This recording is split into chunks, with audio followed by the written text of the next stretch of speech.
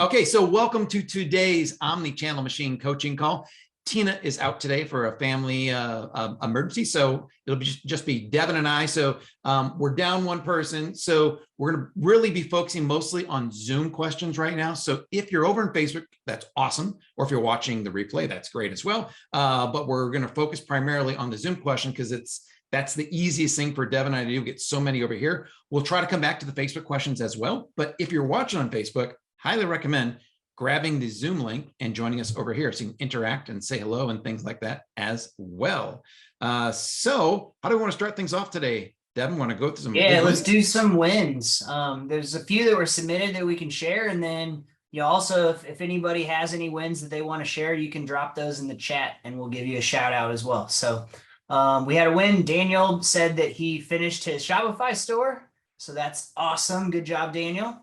Hiroko,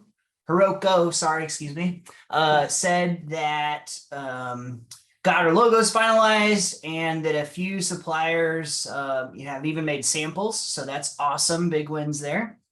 And then Jean-Michel said our product is picked, or brand name, product packaging, and differentiation are all figured out. And then they're working with 2 suppliers and ordering samples here shortly. So they're super hyped and excited about this new brand. That is awesome. Some great progress there, guys. And I see Daniel just says, I did. That is awesome. Yaron says hello. Luisa says hello as well. So now we're ready to hop on in, guys. And feel free to fire any questions that you have. Remember, today is all about products, suppliers, creating your brand, which can include packaging, logos, design, even as far as like placing your order and some shipping as well. So if you got questions, fire them here and we're going to get going. What I'm also going to do is turn off the chat so that if you have questions, be sure to put them into the Q&A box because that makes it a lot easier for us to get to them. Otherwise, the chat just kind of flows by quickly. So what we'll do, actually, let's go ahead and answer. Looks like Simone's had a question here over in chat. Do you have vendor recommendations for product photos? Still waiting on inventory to arrive to send product photographer so I can make the online store. So bear with me while I turn this off right here. I know a couple, I'll give a couple, maybe Devin, you might have some as well. There's a company called productphotography.com. That's their website. Brilliant website to have. They're excellent. They're not cheap, but they're also not the most expensive. They're kind of a little more on the expensive side, but they do great work. They've been doing this for ages. I think the guy's name is like Robert Hauser. He's been working with us since 2013, and they know exactly what to do. The process is you send them your product there. They let you know when it's arrived. Then they'll ask you for ideas for photos. And if you don't have any, they'll suggest some as well. And usually you can get a package for 4 or 5 photos or up to like 9 or 10 photos. And they have their pricing on their website. Just go to productphotography.com. They'll give you that. Excellent work. Also, highly recommend Listing Studios as well. That's a partner company of ours that is operated and run by Karen Thomas. She's a longtime amazing selling machine member, known very well in the space as far as creating great converting listings. Now, she primarily focuses on Amazon listings with photos, with videos, and also with doing the keyword research and writing it all out. But if you just need photos, you can absolutely get that from them as well. So that's Listing Studios for one and productphotography.com as well. What about you, Devin? Yeah, so in the past, I've used product photography quite a bit for like the studio photos. And then we worked with a company called Video Review Labs. And they primarily do like product videos, but when we have them do them, we can also have them do photos. And so that's kind of what we did for a lot of our lifestyles. That being said, I would totally reiterate using Karen through Listing Studios. I was looking at like her page the other day, and honestly, I was kind of like, I think I'm just going to use this all the time now going forward because, the price point's really great for what you're getting, the value that you're getting. And, even if you did the package that included the copywriting, you could actually, modify that for Shopify just as easily. So 100%. You're absolutely good. Awesome. So, and if we find anyone else, any other companies out there that we work with that do good jobs, or if you guys know of any, let us know. Happy to include them for everyone. All right, so let's get into some of the other questions as well. Luisa Figueroa asks, this will be a long one, so bear with me. Hello, hope you're both doing well. We are. I'm working on a skincare product. However, I noticed that the formula of my contract manufacturer is similar to a product in the market. And I asked them to change and add specific main ingredients to differentiate it in the way that I want. However, I don't want to get in trouble for having a somewhat similar product. So I did a fast patent search as we learned, and we didn't find anything. I also contacted a patent expert for pricing, but it'll be over $1,500, which is a lot of money for me now. I'm wondering, in your expertise, do you know if modifying the formula to the point where the main ingredients are completely different is enough, or can the company go after me for having somewhat similar base? Thank you very much. I have my own personal view. Devin, what about you? So I don't know that much on the legality of this, but I think it's hard for them to patent formulations because a small tweak makes it different. So I'm not saying that by no means is that legal advice, but I honestly think they would have a hard time even if you did try to copy it because you're not going to get the exact same blends anyway. So odds are yours is pretty different. And, they would have to also prove that it's the exact same quantities and the exact same combinations. 100%. I was going to say exactly the same things. It's very difficult to patent a formula with common ingredients unless they have something really unique. I personally wouldn't spend $1,500 on a patent expert to do this. And so I think and if you're making even one minor change, like Devin said, I think that's plenty good. Again, not professional legal tax or accounting advice. We can't do that. But in our expertise on selling, that's what we're saying, Louisa. So go for it. Another question as well from Louisa. My contract manufacturer states that the stability of the product is good for 12 months. In this case, should I do a stability test or just go with what they say? The waiting time for a stability test is 3 months. Thank you so much. I know Devin's answer. I'll give you mine after he's done. Yeah, the one thing I will say is that's tough. Because having sold skincare, they do sometimes separate. So you want to know that, but I don't know. I guess part of it is how fast do you want to go and do you want to take a chance? If you're starting with a small batch, then it's go for it, especially with Shopify, because worst case, if it does separate, then you get a new batch and you can send a replacement to those people and you don't really have to worry about negative reviews like you would on Amazon.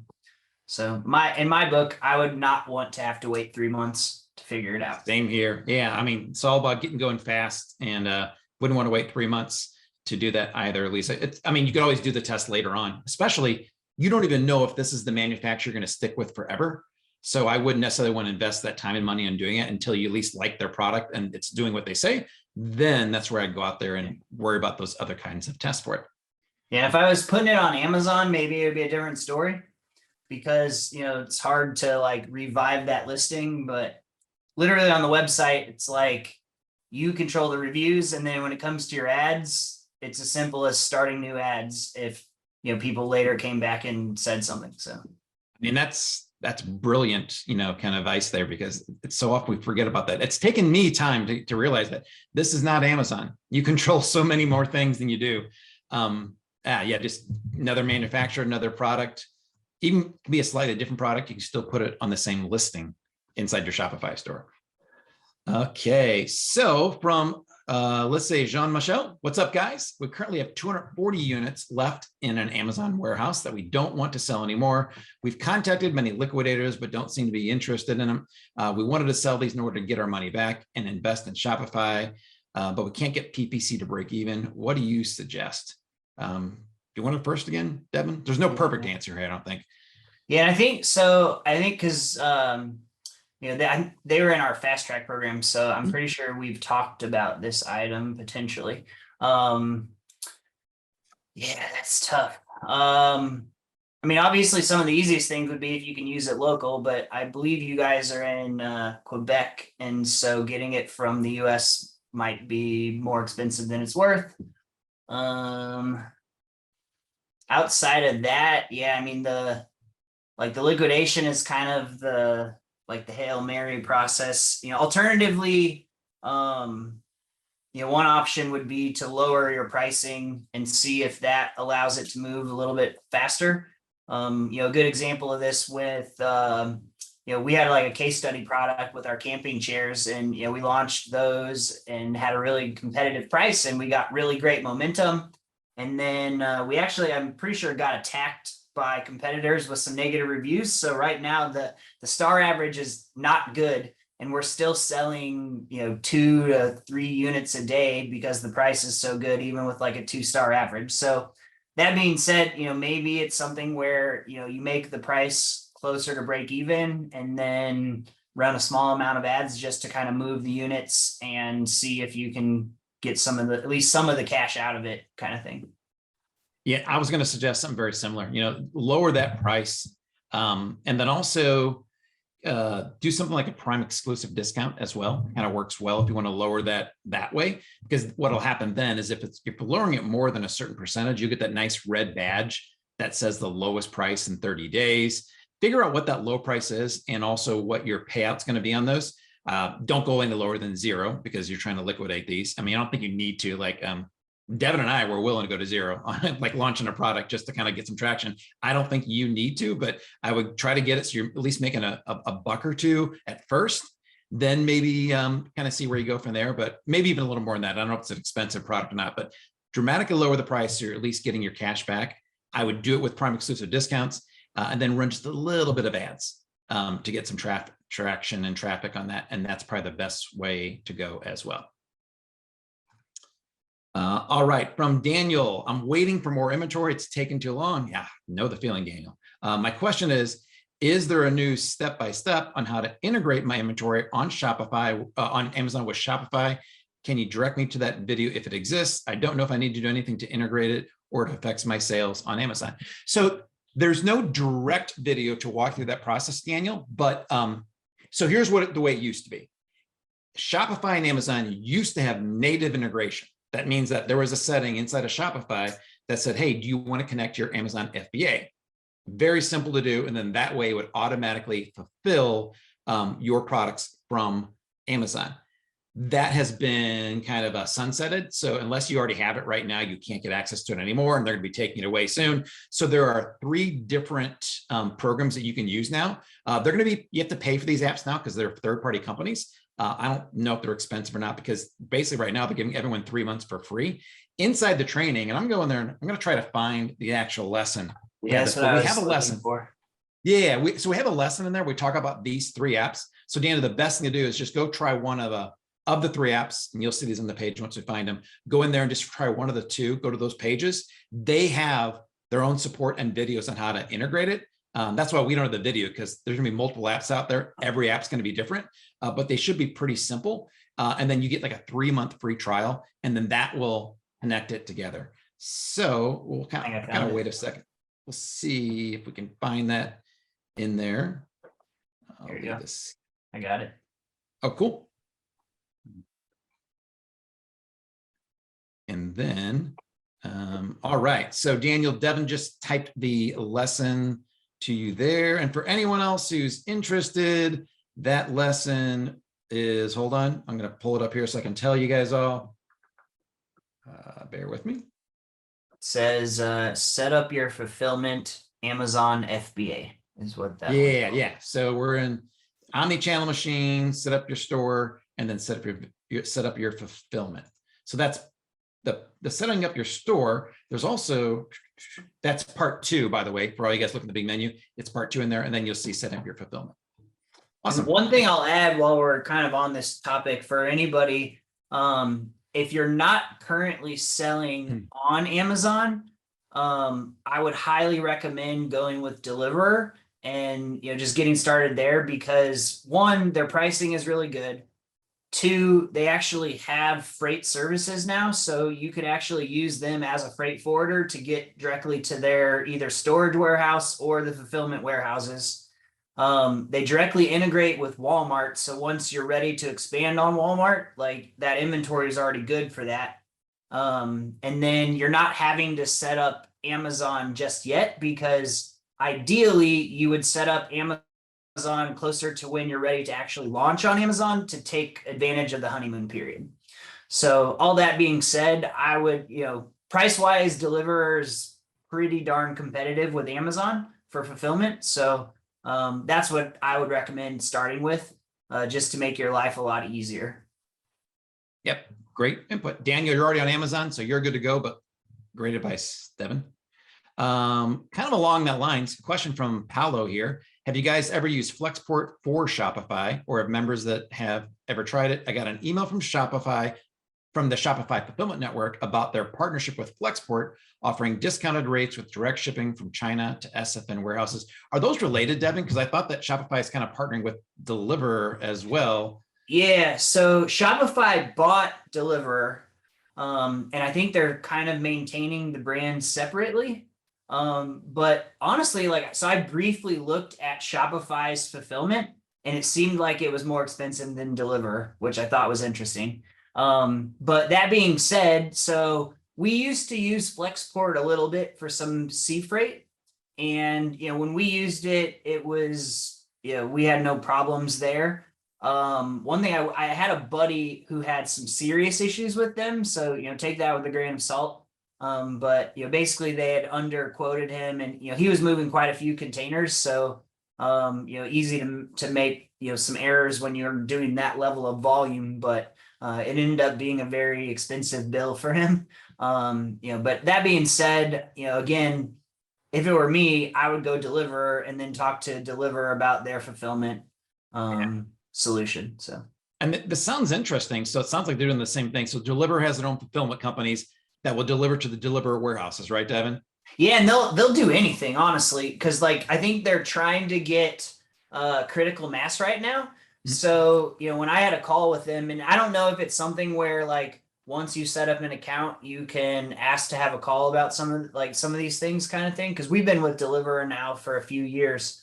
But I mean, it was even something where it was they were trying to convince me to move my inventory from our warehouse in Farmington to them, and that they would give me really good rates on trucking just to have that happen. So I think, they're right now, because it's something that they're trying to grow, my guess is you could probably get it almost at cost, because they need to get the volume to get better rates and stuff. And so until they get that, they're trying to make it as attractive as possible. Yeah, and it sounds like that's what Shopify is doing with Flexport too, just kind of direct shipping to the Shopify warehouses. Eventually there'll be one big happy company.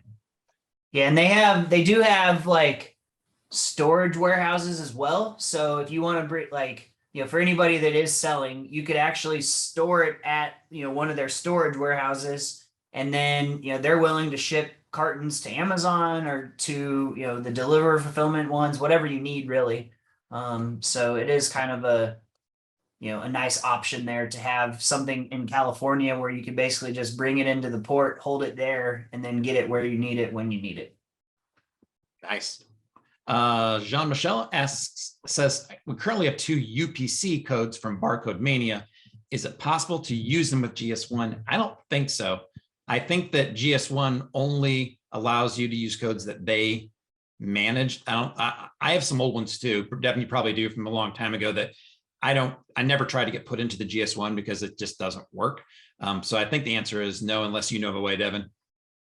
No, I don't know. I don't even really know Barcode Mania. And, one of the things that we talk about in the training is to avoid any other options outside of GS1, because you don't know if they're, if they were in use and then are being resold, or if they're being sold to multiple people. It's just, it can create issues for you.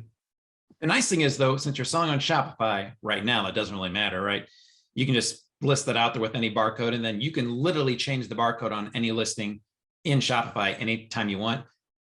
Which is different from Amazon. So I wouldn't even worry about that right now, Jean-Michel. Devin, what was the name of that photo and video company again that you had mentioned? So the one that we used that would do videos and photography was Video Review Labs. So they do really great work, very high quality. The big challenge that I always had with them was I had to batch multiple products at one time to get the cost to be reasonable on a per video basis. The main reason being like, they would charge for like locations. So, for our stuff being barbecue, they would rent like an Airbnb house in Austin and then, do the filming there. Generally we would want them to hire models. So we would have like, one or two models depending on the particular products that we were going to be doing. Voiceover artists, food stylists. And so by the time you add all those things, like if you're not doing it for multiple videos, it's kind of like it might be 10 grand to get a video. But and so that's another reason why going forward, my game plan is to use listing studios for everything because the pricing is very like amazing for the value. So awesome. And I just sent a chat to everyone here in Zoom with the 3 company names that Devin and I both mentioned. All right, question from Sarah. Do we need to create a company name and register the company for taxes and all? For example, when ordering barcodes and they ask for a company and address, can we use the residential address? I think we kind of talked about this. It's a pretty common question. Don't be wrong. Like everyone has this question.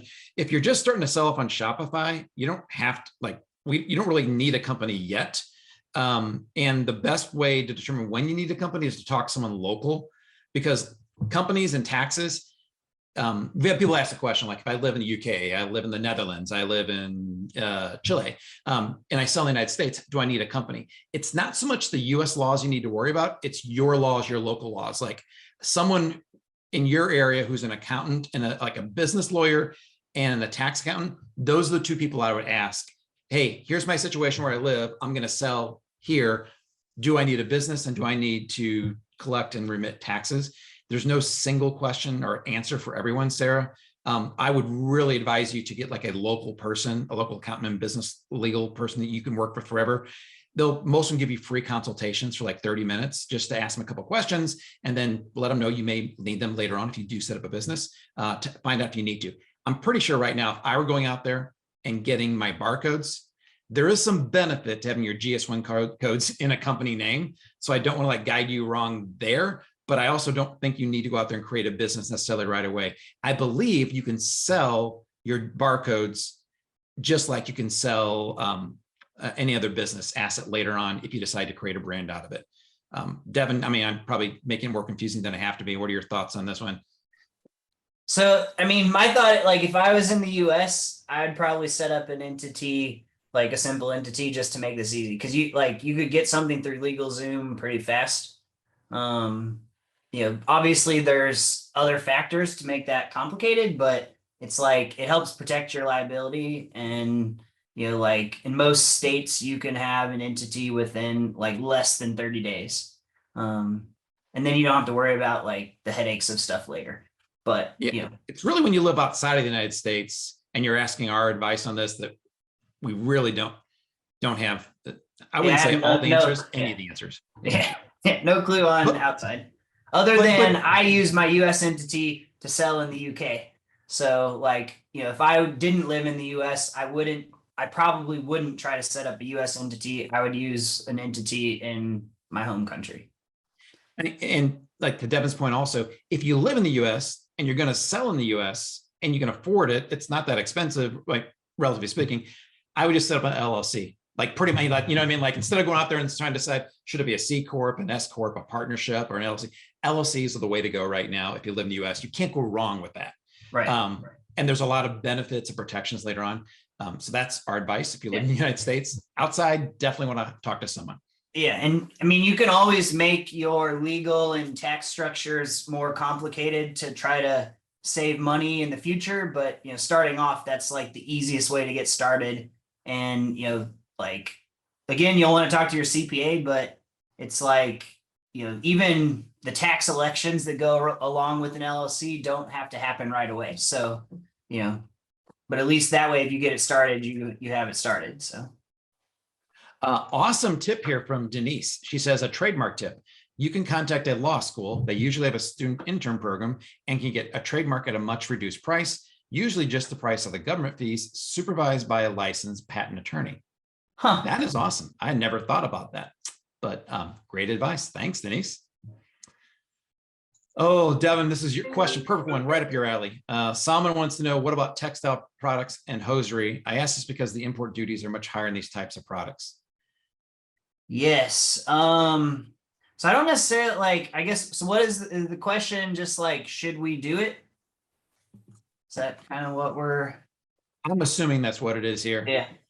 I mean, it really just comes down to, do the numbers work? In general, so for example, like if you're selling something that's like nylon, like like nylon backpacks, right? Well, nylon, I think the duties rate is like 14%. It's definitely a lot higher. But as long as you plan that into, your margin numbers, that I wouldn't say that that's something you have to avoid. Yeah, it used to be a bigger issue a while ago, but it's not as much anymore. Someone also wants to know if we have a sourcing agent that can help develop and tune our product and work closely with us. We don't have any in the team right now. This is also brand new to us. I do know of a sourcing agent that we've used at Amazing. Her name is Cindy. She's great. She lives in China. We don't charge for her services. She does though. In general, it's going to be 5% of your orders. That's kind of most sourcing agents work. They take a percentage off your orders. 5% sounds like a lot, but it's 5% off what you're paying them, not where you're going to sell the product here in the United States. She won't necessarily do all of the tuning, but she will work with you in order to find good suppliers for whatever products you have. Keep in mind that she may not be able to find them all over China because most suppliers in China are localized. For example, Ningbo is a big LED lighting area. Guangzhou, I'm going to say it wrong. There's a big knife area that makes all these wonderful knives over there. So it's very localized. So if certain products are made like across China, which is thousands of miles, she might not be able to help with you. But if you're interested, Solomon, on working with Cindy, or at least being put in contact with her, reach out to your client success manager. If you don't know who it is, just reach out to Justice in Slack, and then we'll get her information over to you. I don't want to overwhelm her by giving her name out publicly on here because most of you guys probably don't need her, but someone, if you do, we'll be happy to share her information with you. Okay, here we go. It's going to be like a story question here, like on a final exam, Devin, from Brandon. Okay. He says, I'm torn between two manufacturers. Number one has a small MOQ of 100 units with a unit cost of $15. Number two has a 2,500 MOQ, so 25 times, but a unit cost of half that of $7.50. The retail of my product is $30. Any advice on how to balance MOQ versus unit cost as I'm gauging viability and demand of my product? If you can get 100 units for $15, go for it. Even though you're paying twice as much, because you're going to be able to tell if this product works or not.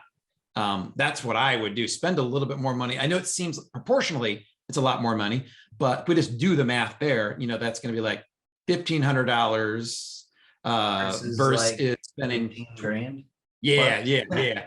Yeah. I would get 100 units of that, go through launching it, and then advertise. Make sure that you kind of got it. You have to get another 100 units again to give you enough to really figure it out. And then, Brandon, once you know if this product works, switch over to the other manufacturer, or tell your existing manufacturer what the other manufacturer is going to do when you order 2,500 units. But lower MOQ for this business model is almost always better. Yeah, one thing you can try to do is push back on the pricing based on the other quote. Be like, I understand that you guys, need to make a margin or whatever on like the production here, but like you're literally charging double what this other quote that we're getting is. Like, can you meet us somewhere in between? And that might be able to help you shave off a little bit. Yeah, and every dollar you save is another click or so you can pay for in advertising. Yeah. Also, if you don't, like, my advice was to go with manufacturer A for 100 units and spend more, and then if it works, switch over to manufacturer B. You might go straight to manufacturer B, who gave you the larger MOQ, and kind of do what Devin says and say, hey, this other guy's willing to sell me 100 units for twice as much. Maybe manufacturer B will do the exact same thing for your first order. That way there's no switching later and no, sending them over your packaging or whatever. And you're just kind of saying, I just want to order 100 units. I'll pay you twice as much right now. Yeah. That might be a little easier too. Or you could even start and say, hey, what if I paid you a little bit more? Would you give me a lower MOQ? 100%. Maybe it'll I be love less it. than 15. Love it. Okay, Lokesh says, hey folks, that's all of us here. I'm still doing product research and I'm not giving up. There are so many roadblocks I'm hitting, unfortunately. So here's my question. I found a great product, which is a supplement, but only hits 3 of the 4 requirements because it doesn't hit the 4 times landed cost. It's more like twice as much. The key difference is that my suppliers in the USA and 100% USA grown ingredients versus most of the others are not. Can I differentiate myself as a premium brand and aim for 4 times the price because the quality is there for sure? The landed cost is $14. Okay, and kind of talks about the type of product there.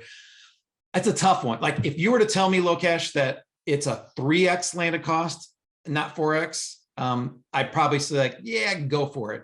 2x is going to be really tough. So if you're buying it for 14, selling it for around $20, $30, it's going to be really tough to get your margins out of there. So what you're asking is, can you sell it for like 4 times more, which would be around, 50 something dollars? Maybe. I don't know if you can do that or not. It's getting it made in the USA. That's awesome. The suppliers in the USA. So you're going to get quick turnaround times, most likely. There's a lot of pluses here as well. So, there's no right or wrong answer here. Maybe I would go for it. Try to sell for a little more to see if it works. Maybe 3 times more than your $14 cost. See if you can get traction, knowing that you're going to have to you may have to lower the price. You may not be able to get the margins that you want. It's a tough one. It's a really tough one. Devin, what do you think on this one? Yeah, one thing you could look at is like, can you tweak packaging size, or are there any things that you can kind of tweak on it so that people feel like the value at the higher price is there, right? Again, I agree that like at 2x, it will be very hard to run ads, especially if you're talking about because you would have like $14 gross margin, but once you factor in, fulfillment costs, that might eat say $6 or $7 of that, so then you're left with maybe $8 margin on 30, that's going to be really hard to run ads. You might be able to get away with it, but your life's going to be so much easier if you can sell it for like the 3x or 4x. Yeah. And I know, Lokesh, you're asking also, can you aim for 4x the price because of the quality? I don't know. You might be able to, it's one of those where until you actually try it, you won't know. So maybe get a small MOQ and give it a shot. Yeah. And I think the angle that you take is important too, right? So like if you look at, like Matt's Life Boost coffee and you look at the pricing on it, the average person is going to be like, man, that's crazy for a bag of coffee, right? But like they sell a ton of it. So, there are people that will pay a premium for a premium product. And you just have to figure out how to like create that angle that it makes sense. All right. From Paulo, regarding importing food products, where should I start to make sure my product is labeled correctly for FDA standards? Is there an FDA labeling agent or company that you recommend? This question came up last week. I found a couple on Upwork. I've never worked with any FDA specialists. I don't think, Devin, you had to when you did your one food product, right? Mm-mm. No, so for like our rubs, our co-packer, has like the FDA certifications and stuff there. And then, there are certain criteria you have to meet in terms of like listing the ingredients and, your like manufactured for and your contact info and things like that. But I'm pretty sure like if you Google search like FDA labeling requirements for whatever product, a lot of times it'll actually pull up something where you can go to the FDA website and read the specific guidance for those types of products. I did that, by the way, because I saw several questions. I used to think I was smart, and then I did that, and I got so confused reading all that stuff because they seem to like not give you a specific answer. Yeah. But that's the government for you, right? I just did a search on Upwork. I typed in FDA consultant, and there's lots of them out there. They'll range anywhere from $30 an hour to $150 an hour, depending on what you want. I would seriously go to Upwork, do an FDA consultant search, find one that has just good reviews. They don't have to be perfect, but the ones I'm looking at are almost all like 100% reviews. And just schedule a 30-minute call with them. It's going to be cheap for your time. Maybe an hour is the minimum. Maybe that's probably going to be 50 to 100 bucks. It'll be well worth your time because you got them for an hour. Ask them every question you want. They're going to try to sell you some more of their services, which may be fine. You may want them for another couple hours later on to review your labels, something like that. But if I were doing this, that's what I would do, Paolo, is go to the Upwork there. Daniel says, thanks. You're welcome, Daniel. From Laura, I love saying this, from the fairy dog mother. Do you have any manufacturing ideas for handmade craft type products? I have a concept for dogs that requires a braided fabric. I wonder if there are any small batch handmade manufacturers that I could start with and any braided fabric manufacturers I could eventually scale with. I do not know. It's not anywhere I've ever been involved in the area, like a small craft type products. I'll tell you what I would do. I'd go to Etsy. And I would try to find maybe some nice products that you think are made of the kind of materials you want. Maybe reach out to the manufacturer, the seller of those, and partner with that seller right there. Or ask them if they don't mind, like be open with them, like, hey, I'm not selling your product. I have my own line I'm going to have. You can check me out on YouTube, whatever. And I'm looking for someone to help manufacture it. They probably would share it with you then. But I would go to Etsy, try to reach out to them because I just don't have any contacts. Devin, you're kind of a small braided manufacturer cloth kind of guy. What do you think? Yeah. So the one thing, and this is an opinion and maybe a limiting belief, but I think if you try to find somebody in the US that can do this handmade, they're not going to hit your capacity goals for scaling. And I would be very tempted to try to find something in China that could do braided fabric, because I mean, they like, whether they're doing it with, by hand, like even if they are doing it by hand there, it will still be significantly cheaper than getting it by hand here. But output would be so much better and able to scale. And so like on that, maybe you check Alibaba and, hopefully find something that kind of fits what you're looking for. And if not, like you could also try to find something similar and then ask them, hey, could you do this? Yep, that's another route to go. Thanks. From Paulo, another liquidation question. How would you liquidate stale inventory on Shopify? What strategies would you use? That's really going to be more of a marketing question, Paulo, I think. So if you don't mind, Deb and I can give the exact same answers we had before, but it's a much more complicated situation on Shopify because you just don't have natural traffic like you do on Amazon.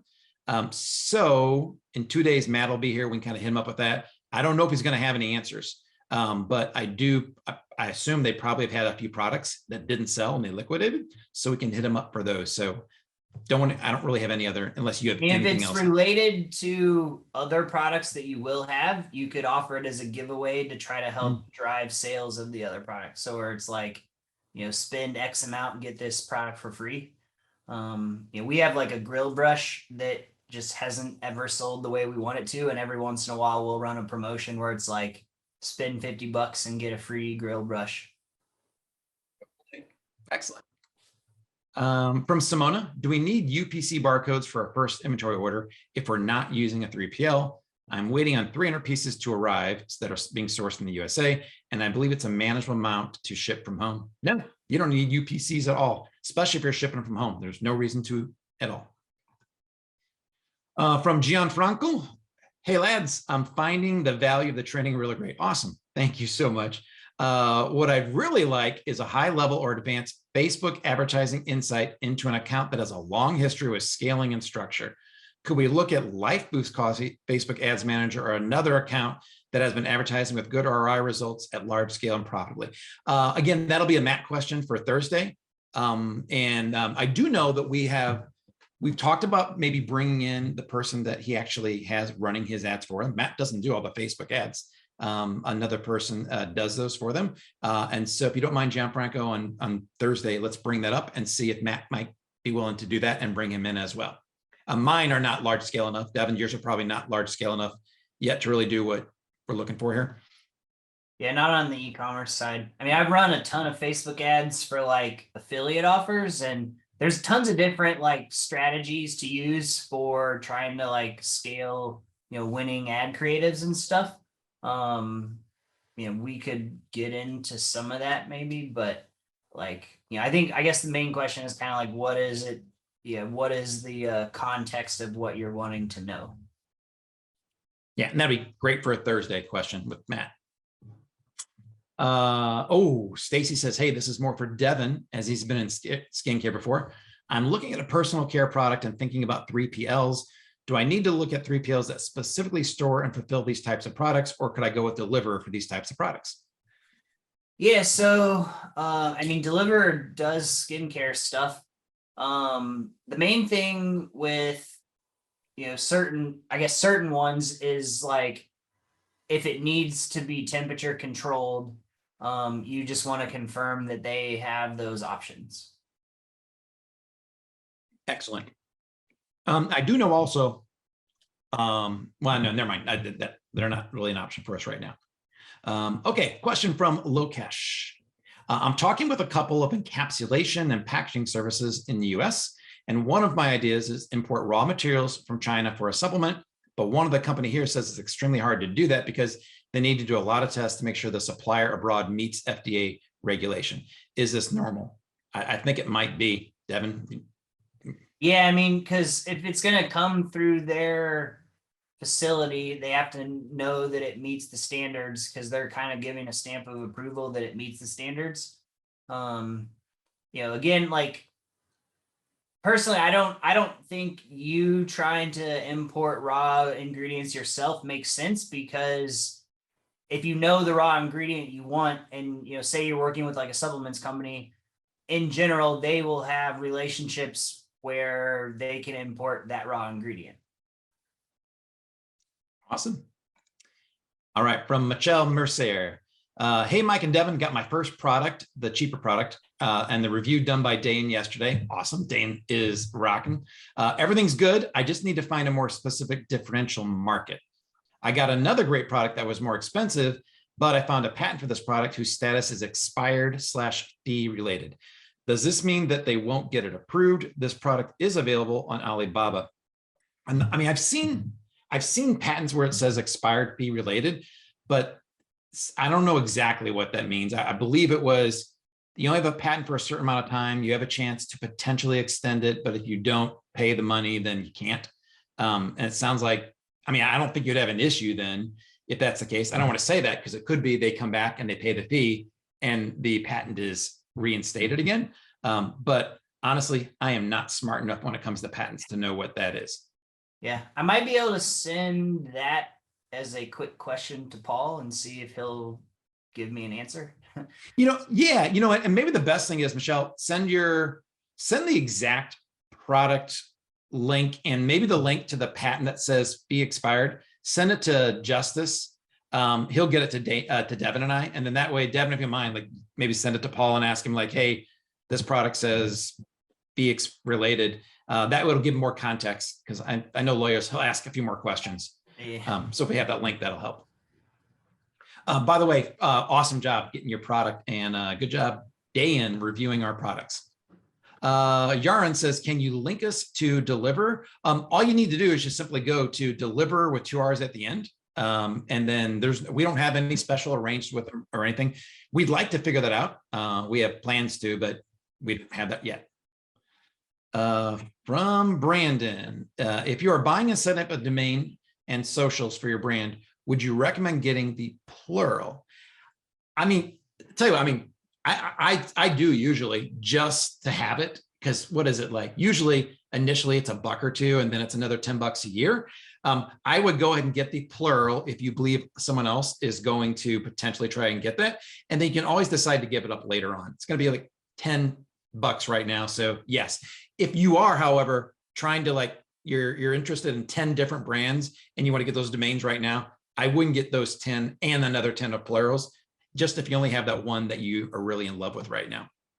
Yeah, I have so many domains, it's ridiculous. Oh yeah. Like I always buy all the like extensions too, and then I'm like, I got, like brandsucks.com and whatever. So I try to get anything where I'm like, somebody might buy it to try to do something weird with my brand kind of thing.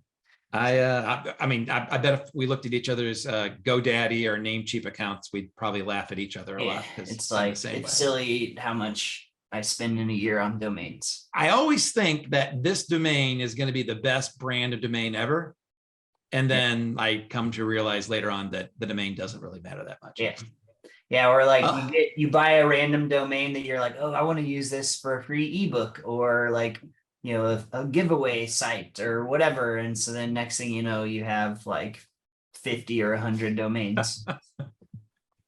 Question from Calvin. I can only see my product selling for $25 each. Is this too low for Shopify? I can have 3 variations, but shoppers may not want to spend this much. $25 for a product isn't too low, as long as you can bundle it together with other stuff. We like to see products that are, you know, I don't know, $30 to $50 or like it's kind of like a starting point. When you get below 25 products, it's really, really hard. But Calvin, if you already have, well, I mean, I think you can make it for $25 if you're able to bundle it together, like multiple units for one. Like I wouldn't worry so much about the variations, but if you can sell, people want to buy 1, 2, 3, 6 of these, that's a way to get your average order value up. So that's possible. Going below 25, I really wouldn't, because your margins just aren't going to be there. Devin, you kind of agree on that? Yeah, I mean, so the big challenge with e-commerce is the fulfillment fee, right? So like if you're using you know, like Deliver as an example, and it costs you $6 to fulfill something, then you know, if your sales price is really low, you know, that eats into it, you know, unless obviously you're charging for shipping. But again, you know, the goal is to get like, you know, your average order value in that $50 to $75 range to make sure that you have enough to be able to spend on the ads to drive the traffic. All right. From Paulo, do you use different barcodes for Amazon SKUs and Shopify SKUs? I don't know. Use exact same ones. Then we're talking like, as a matter of fact, I use exactly the same ones. There's no reason to not. Yeah, the only time you might use something different is like on a bundle or something. You can, you know, add a specific UPC to that. Exactly. All right. From Violet, we're learning that some of the suppliers in Alibaba are a bit misleading in that they show factory operations, but are actually trading companies. We ordered some samples from a Chinese company that we discovered is actually a trading company, and the service to ship our samples was not good. Can you share your thoughts of dealing with trading companies, or do you suggest we stick with the direct manufacturers? Why don't you go first, Devin, on this one? Yeah, I mean, I think it depends. So the first couple of companies I ever worked with were trading companies, and you know, they did a good job. And you know, like I even went to visit one in China, and then we went and toured a factory that was nearby that they work with, but it wasn't like it was their factory. You know, so you get the benefit that way of, you know, different, more product choices and stuff. The other thing is like some factories literally can't sell to you. Like there's, you know, import export restrictions with China where some factories don't have the ability to export, and then it literally has to go through like, you know, a trading company to be able to export it. So I don't think you necessarily have to say, oh, trading companies are bad, like you should never use them. However, that being said, if you do work directly with a manufacturer, sometimes you'll get way better pricing because they're not adding, you know, an additional markup to have like a margin. So yeah, I think it's okay, but it's like you just got to know what you're getting into, really. Yeah, I agree with Devin. It's not a black or white, never work with a trading company. Sometimes they have benefits over manufacturers actually as well. But I mean, to your point on here, if the sample process was not very good, that's a sign. Maybe it's not the fact that a trading company is not the one to work with. It might just be this trading company might not be the right one. Yeah. From Kathleen, kind of a similar question, but on a different topic. We found that dealing with manufacturers was better when we had our LLC set up. They seem more willing to work with us. Absolutely. If you have a real business set up, and just in case they verify, most won't. I mean, most aren't going to look you up to find out. They just want to make sure you're going to send them money for an order. But if you have an official business entity set up, it's going to make things simpler. Doesn't mean you have to do it. Doesn't mean we're telling everyone have to do it. But yeah, Kathleen, great point. It makes things simpler when you have a business setup. From Rippenjaw, how much inventory should I buy in the start? I was thinking to buy 300 units, but the MOQ is 100. 300 units are a bit cheaper and in my budget. What do you suggest? I think 300 is perfect. 100 might not be enough. 300 is probably the perfect amount to get going with. Yeah, Yeah. the beauty of selling on Shopify is it really doesn't matter if you run out, right? Like, you're gonna test ads and you'll probably sell at like a trickle initially, right? Like, unless something just like pops and everybody's going crazy for this new product, but you'll test different angles, you might get a sale or two here and there, and you don't have to scale it to 5,000 that day, right? Like you can gradually scale it if you want. So there really isn't like too few. It's not the same as like launching and ranking on Amazon and then having to stay in stock while your new stock is coming in. So do what makes sense for your budget and your margin numbers. Absolutely. From Chunlin, I'm not sure if it's the right question for this call, but do we need to add in VAT or GST on our orders if we ship outside the US, for example, to the UK? The customer pays for the customs duties themselves, right? I've never worried about charging for VAT or anything, because you're right. Like, think about it. Your manufacturer isn't paying for your customs duties. You are when they ship to you. So the same is true when you're shipping outside of the country. I got to tell you though, I don't deal with shipping outside the country. It's just too much of a hassle. There's too little demand, I found. But to your question though, I wouldn't worry about it because again, they should be paying for that, not you. Again, not professional advice. That's just what I've seen. Yeah, I would focus on, like, if you're going to sell in the US, focus on selling to the US only. And then, it's like, if you later want to sell in like the UK, like I would put inventory there. Like we intentionally don't try to sell our stuff here to people in the UK because it's not economical to get it to them. Yeah, you're right. And it's just a pain too. Even on Amazon, sometimes if you let it ship outside, you have to fill a little customs form sometimes, and it's a pain. All right, from Hiroko, who had one of our big wins. Hello, I was watching the videos and I wondered, do we ever sell products at our target price of 4 times the factory price? It feels like there are a lot of campaigns, such as a store-wide 20% coupon, upsell, downsell offers. I'll give you the answer. Yeah, you do sometimes. I made a couple sales today at my full price. I was kind of shocked. And I almost felt like going in and giving these people a discount. Then I resisted the urge.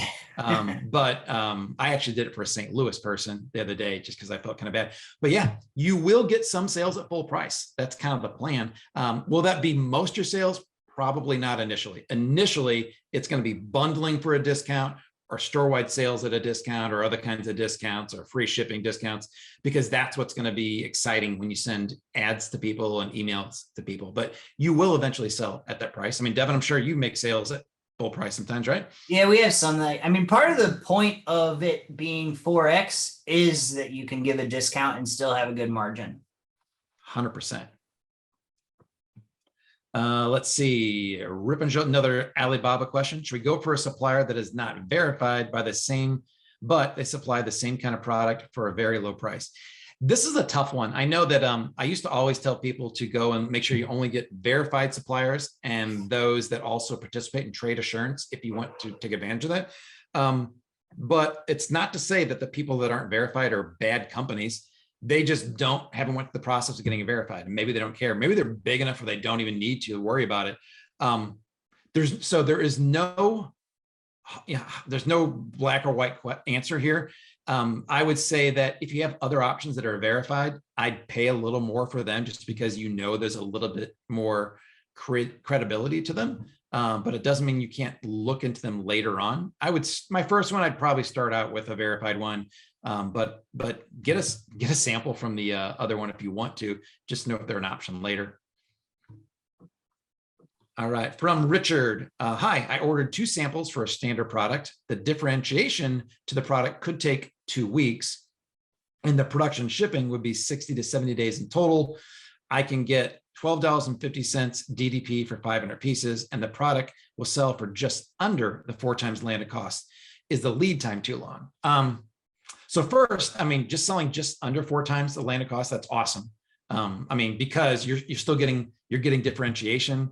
You're also getting a small MOQ, 500 pieces. So you're set there. The lead time is what it is. I don't know.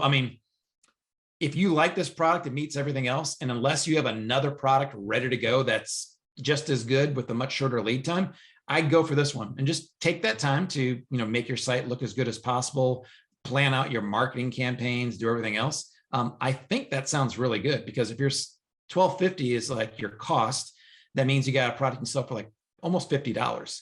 So you're sitting pretty good. I'd be okay with that. Do I want it faster? Heck yeah. But if you can't make it faster, I wouldn't worry about it. What do you think, Devin? Yeah, so I guess a couple of things. One is, 60 days for production and shipping from China is actually very normal. Our manufacturer, a lot of times our lead time is 60 days just to get it made, and then 30 days on the water. So we're planning basically 90 to 120 days in some instances. But that being said, depending on how heavy your product is, you could choose to air freight a little bit as well once it's ready. And that would get you something here to start running tests on and stuff while it's, in transit. Totally up to you, but 60 days really isn't that bad. Yeah, I didn't read that. You're right. That's for production and shipping. That is really good, especially right now when manufacturers could be busy. Okay, from Violet, I have an opportunity to have a company create a drop shipping Shopify store for me. My question is strategy. Would we want to mix drop shipping with direct product fulfillment with inventory we own? Would you suggest keeping these Shopify models and stores separate? I'd keep them separate. I'm trying to think, because really the way I look at a Shopify store, it's an extension of your brand. Basically it is your brand in many cases. And so I don't think you'd want to mix up having these other drop ship products on there. You can get a Shopify store for what, $19 a month right now. If you think that this drop shipping business has potential, I would set up a different one and keep it separate from here. What do you think, Devin? Yeah, so I know some people will use drop shipping things on their website to test new opportunities. And then if they get people buying it, then they might try to source it and sell something like that. The one downside with drop shipping is, not always, but a lot of times you end up getting terrible feedback and scores on Facebook, because usually what'll happen is somebody will order it, but it takes ridiculously forever to get to them, and they're not expecting that. And so then when you have Facebook ads for e-commerce stuff, Facebook actually follows back up with people that buy products through your ads in the future. So they'll see basically an ad that's hey, did you get this product, or how was your experience in dealing with this thing? And if they remember that store and they're really pissed off at you, they will hammer you, and you can actually get your ad account and or your page suspended. So I know a lot of people would literally do drop shipping and churn a lot of cash, and sometimes flip to a new store eventually because their first store got destroyed, kind of thing. So I would be hesitant to mix the two unless you really know the timeline and quality and all that sort of stuff. But I would be even more hesitant in having somebody else do it for me. Good point. From Jazz. Awesome job, guys, even with the one person down. Thanks, Jazz. Appreciate it. You guys rock. My question is, do you guys think only changing packaging completely is good enough for product differentiation, like boxed water and dude wipes and such? Just changing packaging, probably not, but changing packaging with a very specific reason and angle would be. Like boxed water, they talked about how simple they are, and that's part of their whole marketing process. Simple, eco-friendly boxed water, save the planet because you're not wasting all the plastic. Dude wipes wasn't just the packaging; it was all about making sure that they are also very friendly to the environment. They're made for guys, so I think changing packaging physically is enough, as long as you have a good angle and target audience for who you're aiming for. You got to be prepared to scale quickly, because it's if you don't execute fast, somebody can knock you off, and if they out execute you fast, then it seems like they're the one that came up with the new angle, not you. That is true. That is true. From Simona, when shipping from home, should we open a PO box address as a ship from rather than put our residential home address on the package? I'm worried for two things: looking unprofessional and also someone looking up my home address. Absolutely, that's what we do. We still ship some products from here. I went and got a PO box. It makes me feel more comfortable for me and my family. It does look more professional. So yes, Simona, that's what I would do. Easiest question. You win the easiest question of the day award, but a good question nonetheless. Michelle says, thanks. Awesome, Michelle. From Richard. Okay, hey, I generally ask for DDP shipping terms. Suppliers want to know a delivery address. As I mentioned, it'll be a warehouse of my choosing in the US. I say it'll be a warehouse somewhere in California, but often suppliers ask for a specific address. Is this a good approach, or should I know the warehouse already? You don't have to know the warehouse already. If you're just looking for a DDP quote, I believe in the training I may have given an actual Amazon address to use. There's an address. I would just pick any fulfillment address in California, give them that one. Don't let them ship anything. But if you're just getting a quote, give them that address. Like pick one in California, that'll make them happy, give you a quote. And then when it comes time, then you'll give them the real address of a place maybe in California, of maybe another warehouse, and it shouldn't cost that much more. If you're not shipping to California, you're going like to, I don't know, St. Louis, Missouri, to Devon, my house, or to another coast, it will cost a little more. But in general, your quote won't change that much, Richard.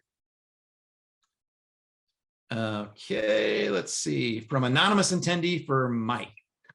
Did you add any differentiations to your products besides making it good quality, or do you just make sure the product has a good quality and offer multiple 3-6 buy at a time? Yeah, so I did do some differentiation. So on our biggest flashlight right here, this one right here, you can see it there. The original one, the reason we call this the 2.0 is because the original one had a weird battery configuration on the inside. Like it literally, you couldn't put two of these nice big batteries in a row, because doing so with these powerful batteries kind of causes the circuits not to work. There's a way that like the bolts have to add up if you do it that way. And so I had to redesign the battery in there. And also I removed a feature. There was a power bank feature that people weren't using. So instead, I had the manufacturer take that out and redo the battery configuration, make it more powerful and brighter. And that way it actually is a better product, even without the feature that we had before we thought we liked. So I did do that. Also with some of our lanterns, we were one of the very first companies to have these, they're called COBs. They're like circular LEDs. Anyone can do them now. Like we're just one of the first ones we wanted to try things. So those are first at the time. Now other people can do them as well. So I say that is some differentiation, but it wasn't anything monumental. I mean, the manufacturer knew how to like figure out how to do the batteries. The lighting was, kind of like just new at the time, but it still existed. What we really did, I mean, we did focus on being the brightest and longest lasting. That's something that out there, like other people may say their lanterns are brighter, but I put them up against theirs anytime. And I remember talking to my manufacturer early on. He kept wanting to sell me more inexpensive, smaller products because he felt like, oh, American people want the cheapest products. And to some extent on Amazon, they do now. But I always told him that my angle is going to be the brightest. We always want to be the brightest. And he kept up to that. And then even though we don't sell as many units as some of these other companies out there that sell for a third of the price, we get good profit margins because we can sell the brightest products for even higher. So yeah, did some differentiation. Wasn't crazy though. There's nothing I have patented in there. I think one point in time I did I did do a design patent with my manufacturer. Like he did it over in China so that no one else could copy the exact same mold. So if you look at some of the lanterns I have behind me up there, no one can sell that exact same one because I have a design patent with him.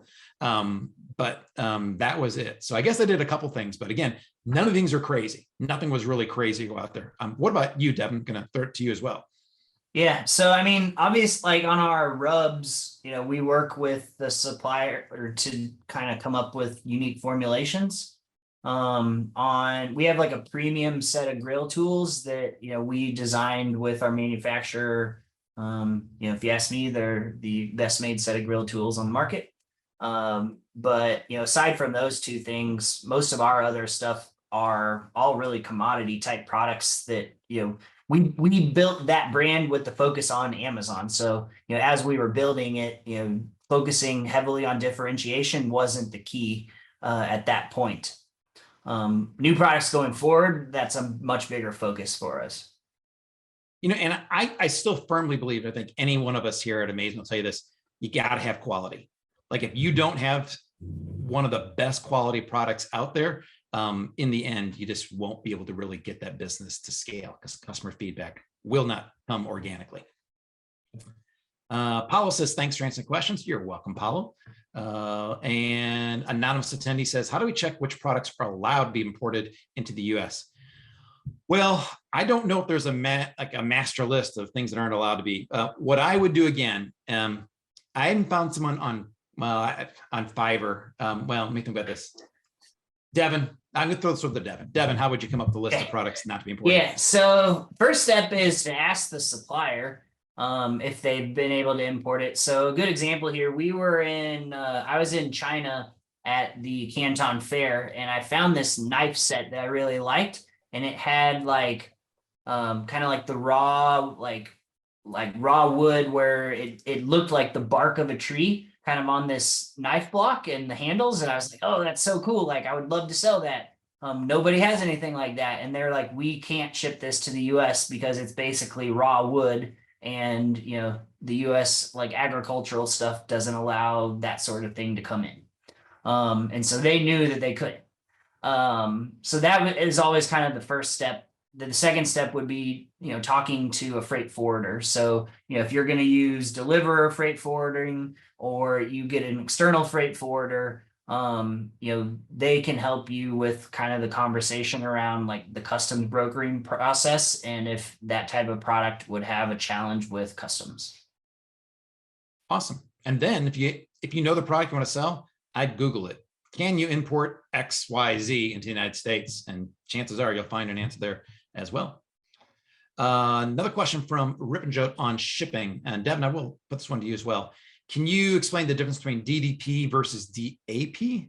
And what should I get done for my supplier?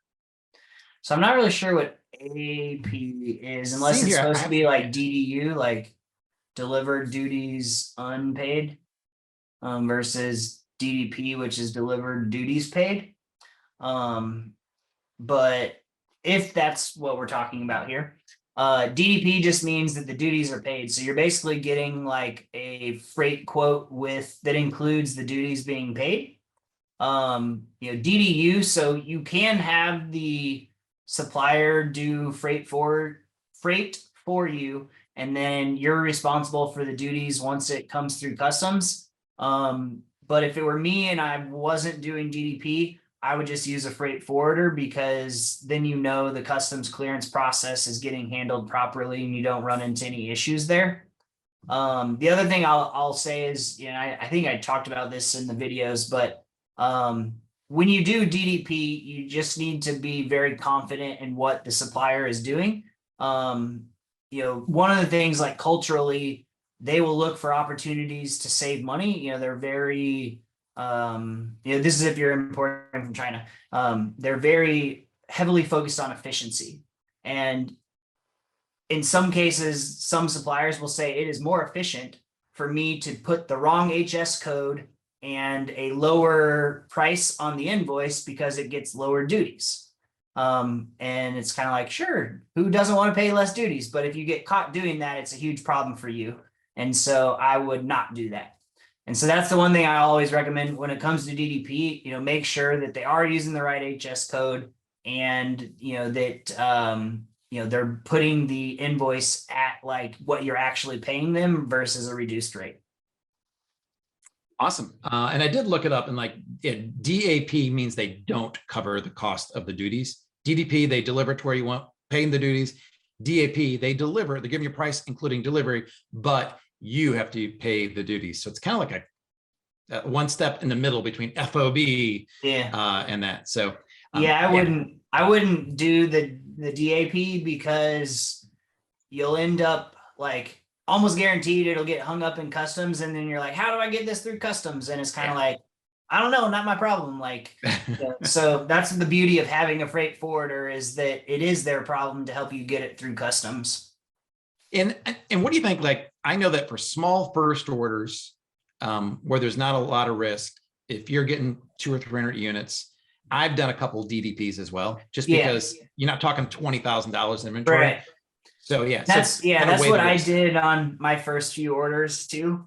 And I actually started that way and got to the point where I was like, oh, I was ordering 5,000 units DDP, like I didn't know anything. And then I talked to a freight forwarder and they were like, you need to be really careful about this because you need to like, cause I was like, what the heck's an HS code? Like I had never dealt with any of that. Cause everything was just coming in with like UPS air. And I was thinking to myself, I have no idea if they're doing this the right way. So I was like, I wanted to know that they were. And so that was when I switched over to using a freight forwarder. So Great. Yeah. So Rip and Joe, so if your first small order, it's okay. DDP, if that gets you the best price and everything.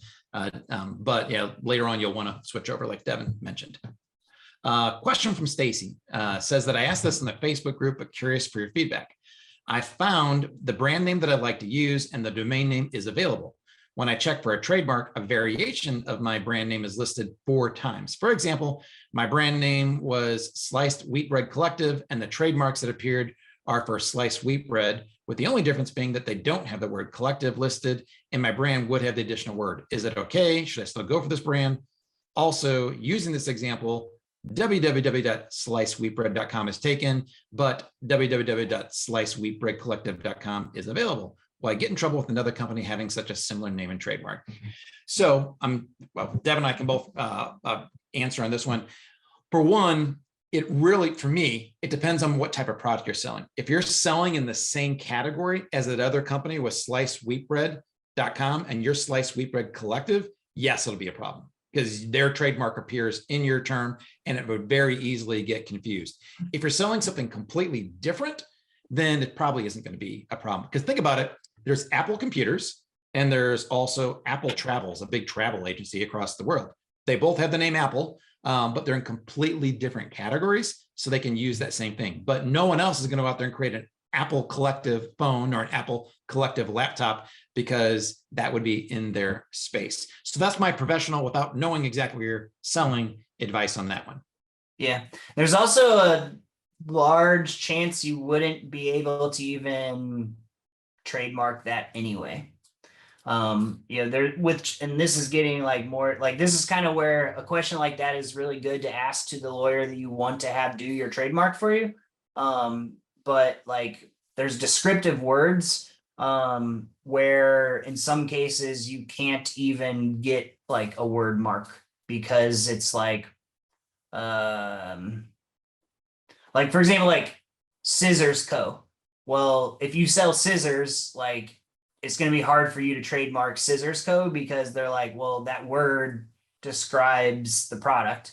So that sort of thing is, I guess, I don't really know the legalese to explain that, but there are some things where it's like you can't because it's a descriptive word, and so you may run into something like that with this example. Good point. Kathleen says our product meets all the criteria minus the actual landed cost because we're still waiting on it. We have our LLC and brand name set up. Does it make sense to engage 99 Designs for a logo just to keep things moving along? Or should we wait to be absolutely sure we're going to be able to sell 3 or 4 times the landed cost? I mean, if you don't have the landed cost, you're still waiting that, you're probably a few days away, I would imagine, from that. So I'd wait a few days. Doesn't mean you have to, because the other side of that is if you're confident in your product and brand, like if you're going to sell it regardless, or at least find another similar product from a similar manufacturer, you could go forward with it.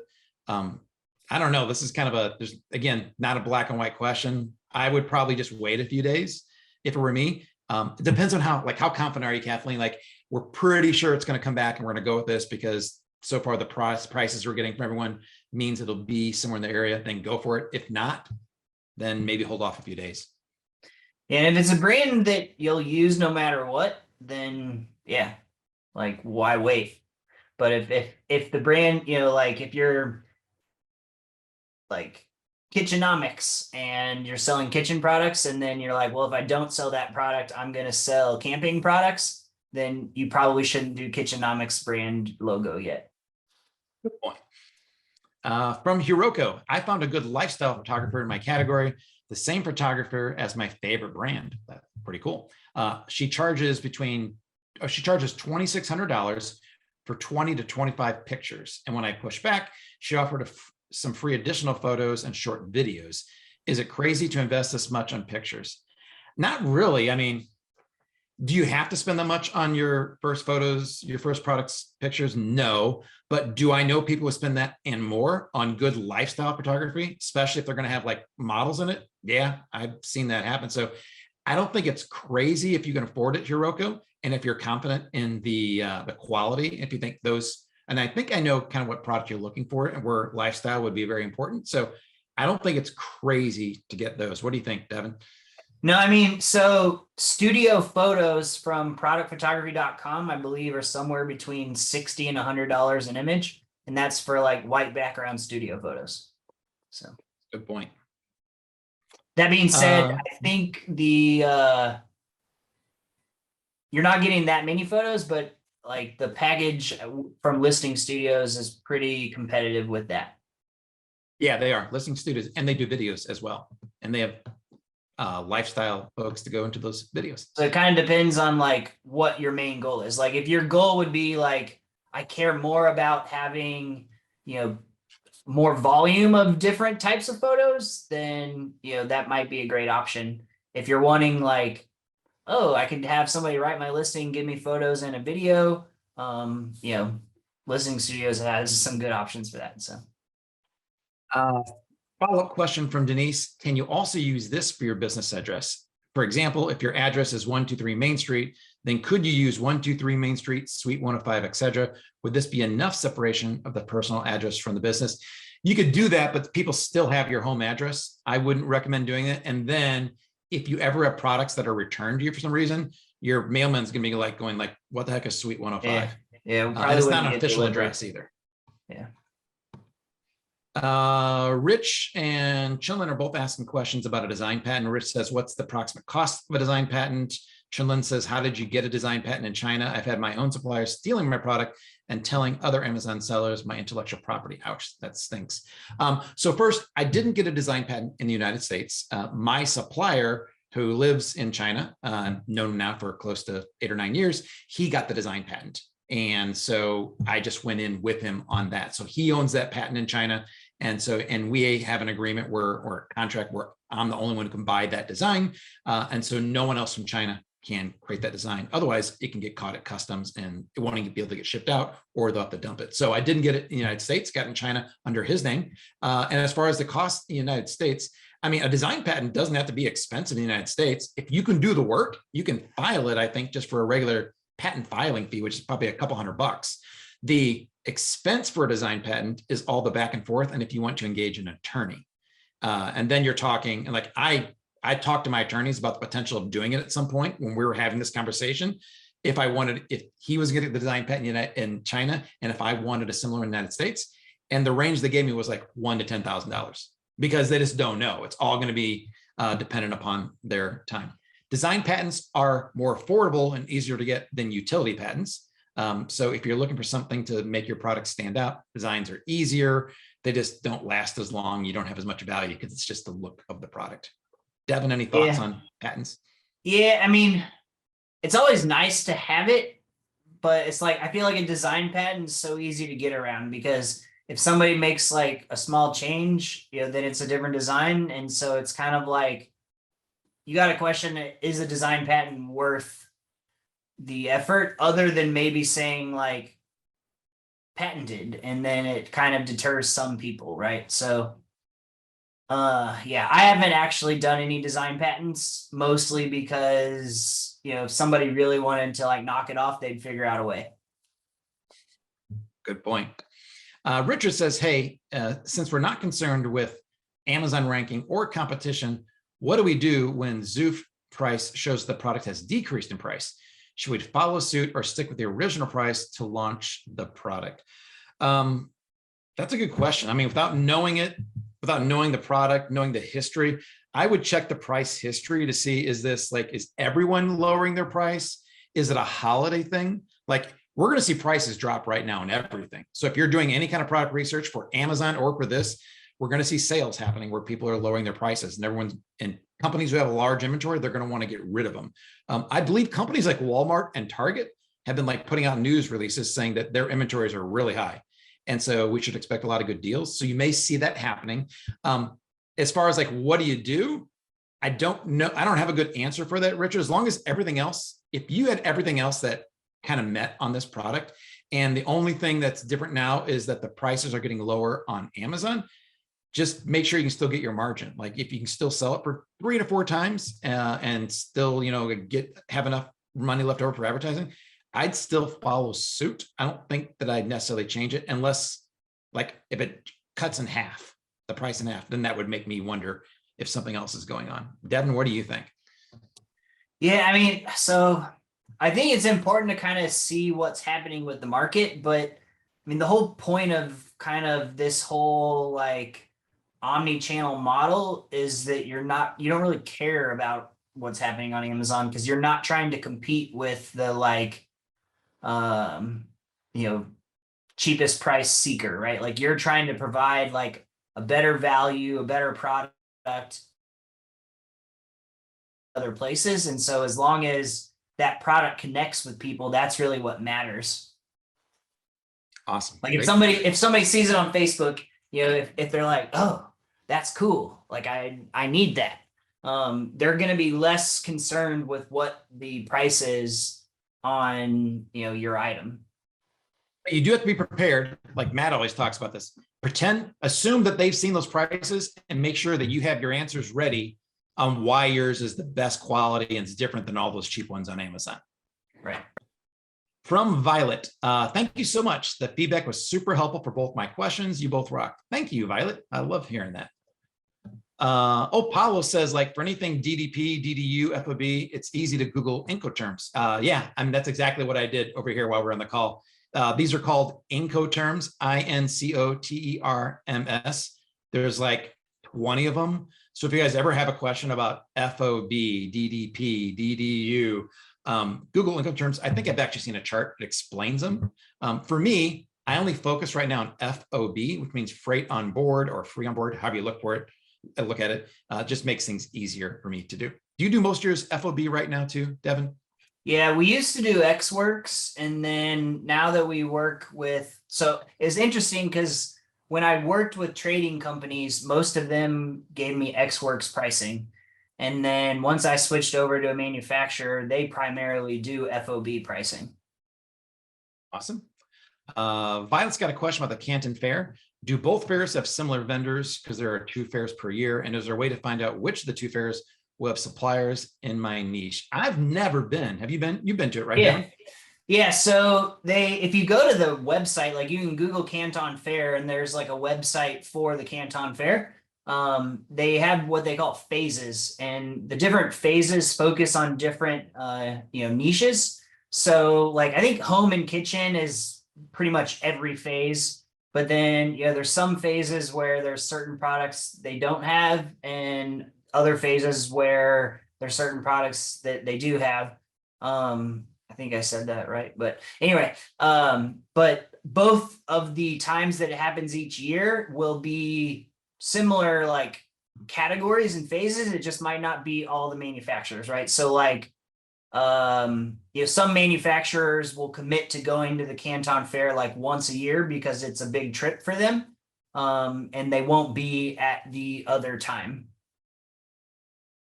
Awesome. But yeah, going to the Canton Fair is a really cool experience. Like, I don't know, it's probably not a cool experience right now.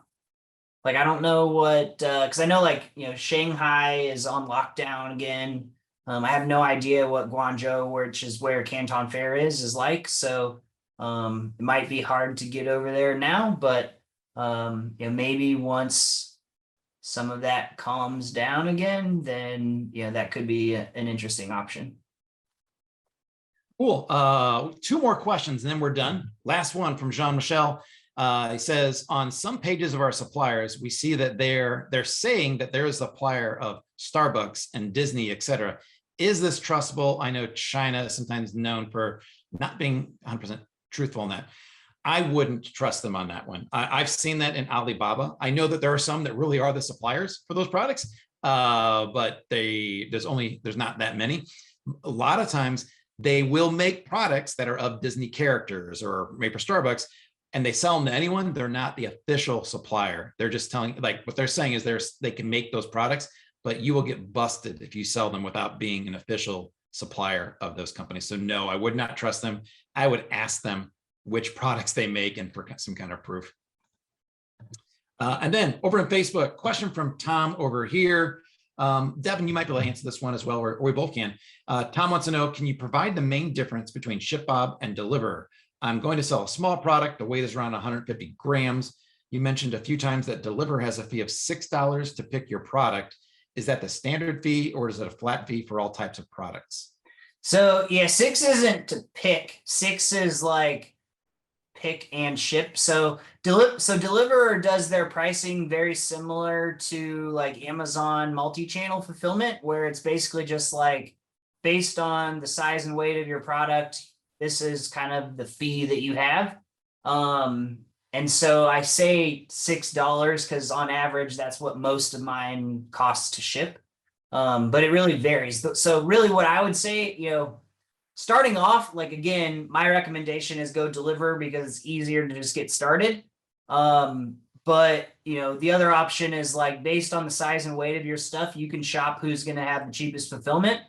When I first started looking into third-party fulfillment, I talked to ShipBob, and at the time, honestly, their pricing model was ridiculously complicated. Like they had different zones, and your pricing was based on the zone you were shipping to. So it was hard to know exactly what your rate was going to be. Whereas for Deliverr, they balance it out because they have warehouses in all throughout the US, similar to Amazon. Not quite as many, but multiples. And so they'll have you ship, like when you ship a product in, they'll be like, send it to these 4 locations. And then, they're able to get you, pretty fast delivery to anybody anywhere in the US. And it gives them the ability to kind of give you a blended average in terms of your shipping cost. So to me, that was the biggest difference. But and then Devin, does that include the actual shipping, or is that just the fulfillment part? That's both. Okay. Yeah. So like I pay, so like for 1 bottle of rub, as an example, I pay like $6 to have it shipped. Okay. And that may seem expensive to some of you guys, but that's not, because to ship that yourself on like UPS or is going to be like $4 probably.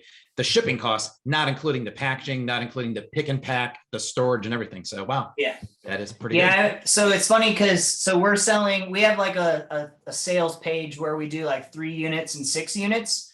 And I think I looked, when somebody chooses 3 units, I could save at least $3 by shipping it myself. But like right now, obviously I'm like, I don't have time to do that.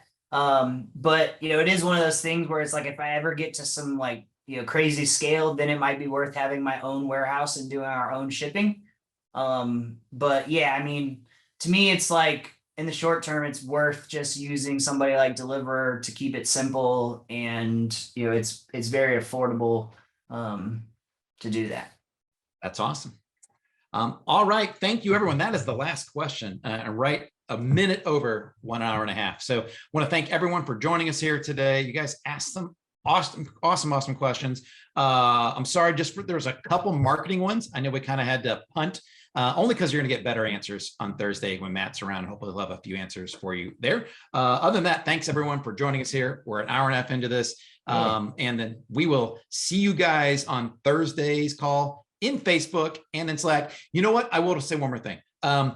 Anyone who is a beta member, so that means you join the omnichannel beta program, and now you're in the full-blown omnichannel program. We love you guys because you guys joined us early and helped us kind of like work through everything. You will be getting an email and notification soon about your client success managers. We got Justice, we got Dayan. We're probably going to bring some more people as well. All of them are real experts at coaching and e-com, but we're going to be setting up calls with you guys in order to make sure you know who you have as your contacts should you have any direct questions. So look for an email over the next 1 or 2 days about getting that going for you.